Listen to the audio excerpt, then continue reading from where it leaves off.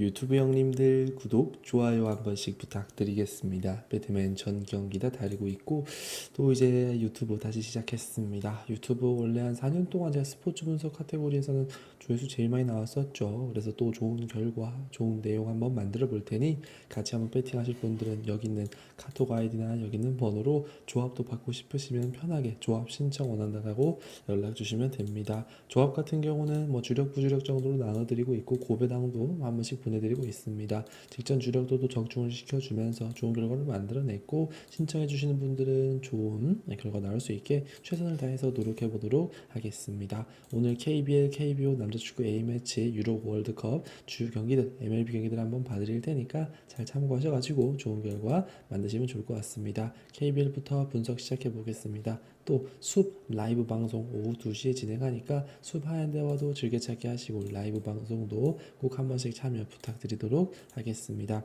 첫 번째 소노 대 창원 LG 경기부터 분석 시작해 보도록 하겠습니다.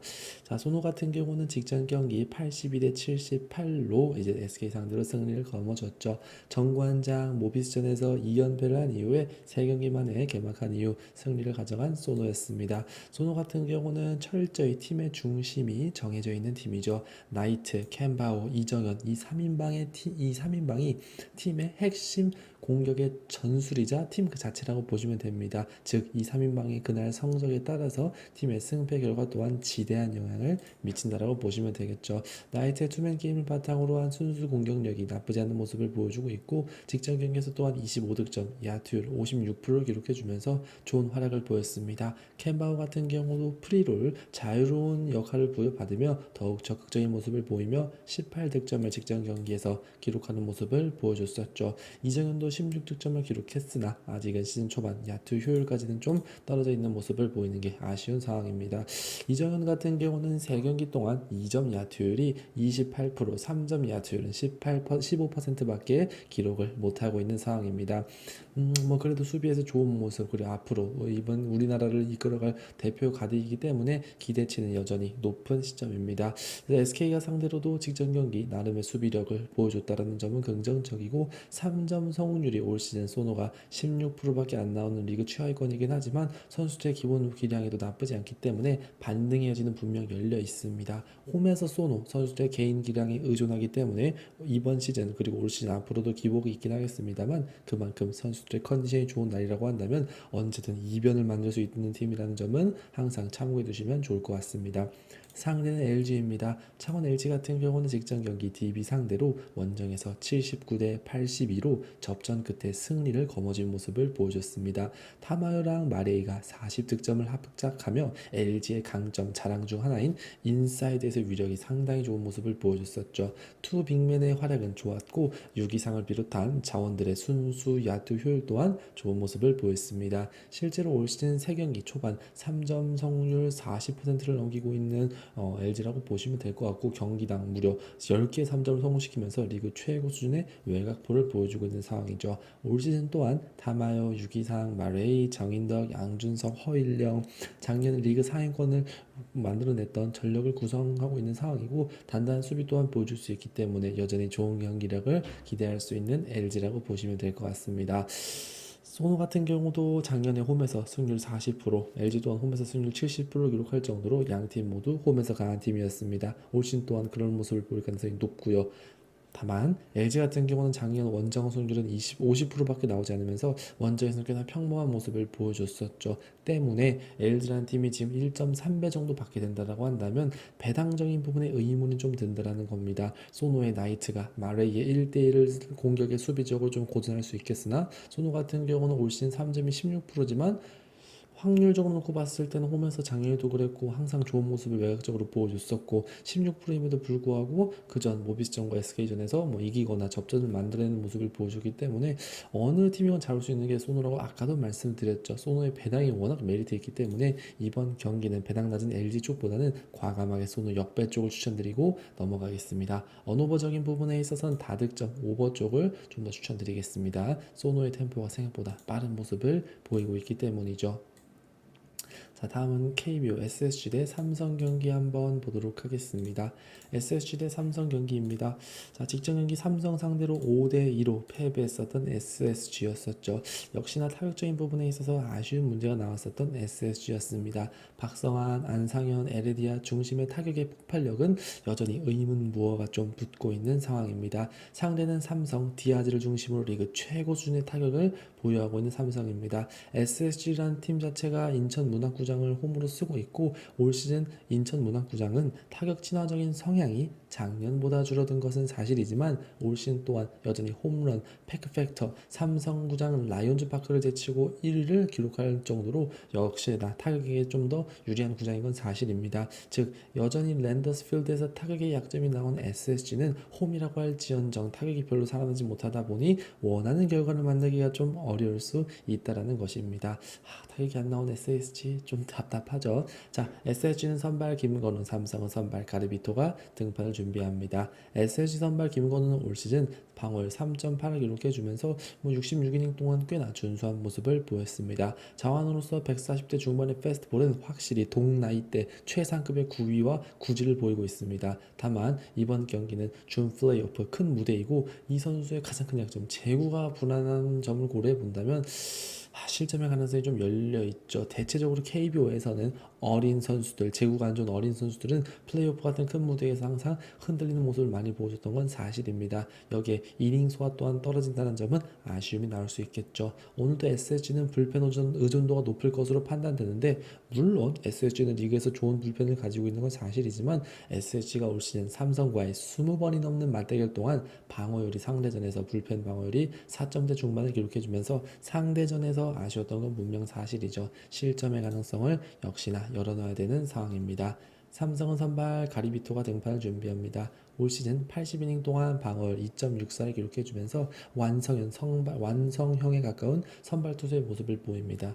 물론 가리비토가 제구에 아쉬움이 있긴 합니다만 151km짜리의 패스트볼과 커브 슬라이더 좋은 구위를 보이기 때문에 절대 무시할 수 없겠죠. 상대전에서도 무실점의 경기를 보여주면서 좋은 데이터를 가지고 있습니다. 체력적인 부분에 있어서의 걱정이 있을 수 있습니다. 왜냐하면 가리비토가 정규 시즌 마지막에 구속의 저하가 분명 보여줬었고 3일 전에 삼성 이제 그 NC전에서 등판을 했기 때문이죠. 다만 크게 걱정하실 필요 없습니다. 최근 2주간 딱 1이닝 던진 겁니다. 그러다 보니 3일 전에 등판했어도 그때가 딱 1이닝 던졌던 것이었고 그전 기관들 많이 쉬었고 직전에서는 150km대 152까지 나오면서 구속이 또 올라온 모습을 보여줬기 때문에 걱정할 필요 없다라는 거죠. SSG는 김광현 대신에 김건우를 발탁.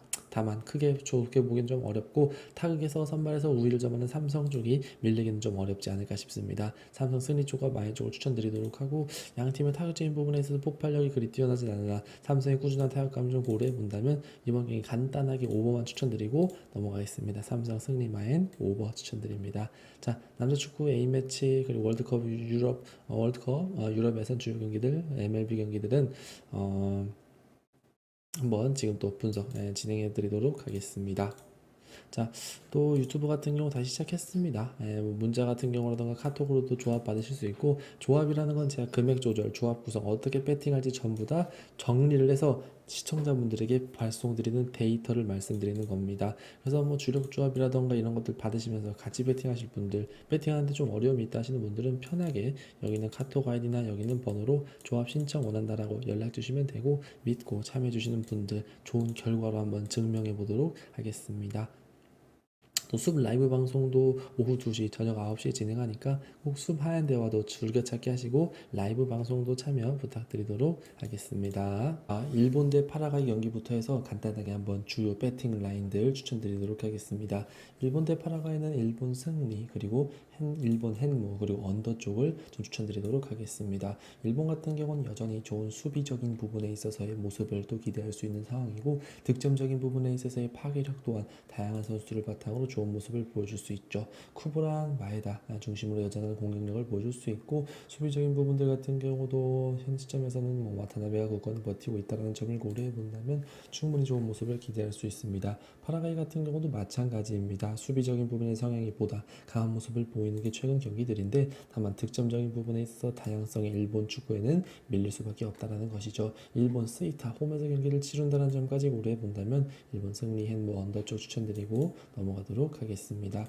자, 한국 대 브라질 경기 한번 보도록 하겠습니다. 한국 대 브라질 경기죠. 한국 같은 경우는 최근 뭐 남축 예선이라던가 월드컵 예선에서 항상 수비적인 부분의 강점들을 잘 보였던 시점입니다. 손흥민부터 시작해서 뭐 이강인 주요 선수들이 전부 다 출전할 수 있고 서울 월드컵 경기장에서 경기를 펼친다는 점을 고려해 본다면 충분히 기대치를 가져갈 수 있는 상황이죠. 다만 상대가 너무나도 강합니다. 최고의 강팀 브라질입니다. 브라질 같은 경우는 현 시점에서 월드컵 예선 그리고 나름의 경기 친선 경기들에서 항상 공격적인 부분들에 있어서 파괴력이 예상보다 떨어지고 수비적인 부분에 아쉬움이 나온다라는 질책을 받곤 했었죠. 하지만 기마랑이스, 마갈랑이스를 바탕으로 한 득점에서의 힘, 비니시우스를 중심으로 한 공격은 히샬리송과 함께 여전히 파괴적인 모습을 보일 가능성이 높습니다. 수비적인 부분에 있어서 라인 또한 확실하게 준비가 되어 있다라는 점을 고려해 본다면 확실히 조엘링턴, 카세미로 워낙에 좋은 선수들이 즐비하고 있는 브라질이죠. 아무리 한국이 홈에서 경기를 치른다라고 해도 브라질 상대는 역부족이라고 생각이 듭니다. 브라질 승리, 마인 쪽 어느 번 오버 다득점 추천드리고 넘어가도록 하겠습니다. 자, 다음 우루과이 대 도미니카 공화국 한번 봐드리도록 하겠습니다. 우루과이 같은 경우는 현 시점에서 가장 수비적인 성향이 강한 팀 중 하나라고 봐주시면 되겠습니다. 득점적인 부분에 있어서는 별다른 공세를 잘 보지 못하긴 합니다만 수비적인 부분의 힘이 대단히 좋은 모습을 보일 수 있죠. 특히나 상대팀 도미니카 공화국 같은 경우는 최근 골드컵을 필두로 해서 10경기 동안 국제전에서 경기당 2.6득점을 올리지만 1.6실점을 기록하고 있습니다. 수비적인 부분에 약점이 분명한 팀이죠. 도미니카 공화국 같은 경우는 강팀을 상대로도 템포를 올리는 모습을 보이고 있기 때문에 어느 경기에서도 빠른 공격을 준비해 올 것입니다. 하지만 그렇게 된다라고 한다면 안정성의 우루과이 상대로는 좀 많이 밀릴 수밖에 없다라고 말씀드리고 싶습니다. 우루과이가 홈에서 경기를 펼치는 만큼 우루과이 쪽에 승리 마인 5 언더 쪽을 추천드리고 우루과이에 좀 더 우세를 한번 점쳐보도록 하겠습니다. 자, 다음 경기는 이제 요르단 경기 한번 보도록 하겠습니다.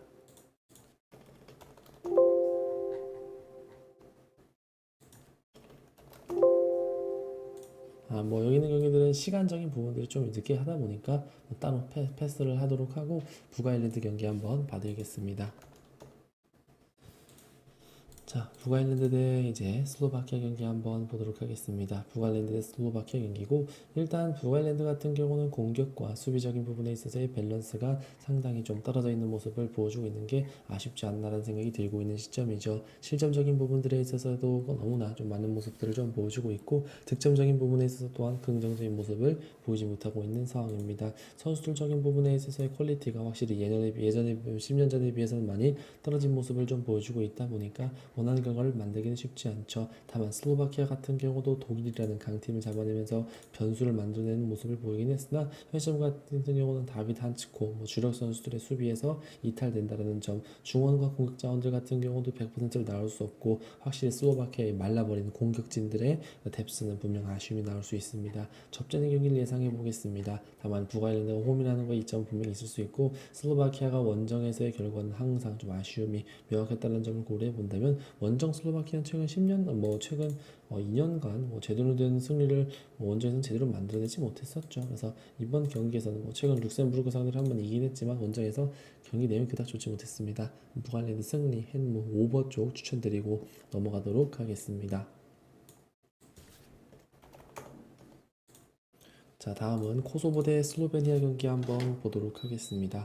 자, 코소보 대 슬로베니아 이번 경기 같은 경우는 역시나 코소보라는 팀 자체가 얼마만큼이나 좋은 공격에서의 흐름을 잘 이어갈 수 있느냐, 무리키를 바탕으로 한 득점적인 부분의 퍼포먼스를 살 수 있냐가 관건으로 될 것으로 보이는데 사실 코소보가 약팀들 상대로 굉장히 공격에서의 강점을 잘 보이고 있죠. 또 홈이라는 점을 고려해 본다면 어느 정도 대비가 될 겁니다. 하지만 슬로베니아 같은 경우도 세스코를 바탕으로 한 뎁스에서의 힘은 분명 밀린다라고 보기 어렵다라는 점, 수비에서 피지컬의 강점을 또 보여주기 때문에 코소보의 피지컬의 공격을 어느 정도 상쇄시킬 수 있다는 점을 고려해 본다면 한쪽으로 경기가 쏠리기보다는 접전의 경기가 예상이 됩니다. 무승부 풀앤 언더 쪽 추천드리고 접전의 경기 추천드리겠습니다. 자, 다음은 이제 시애틀 대 디트로이트 경기 한번 보도록 하겠습니다.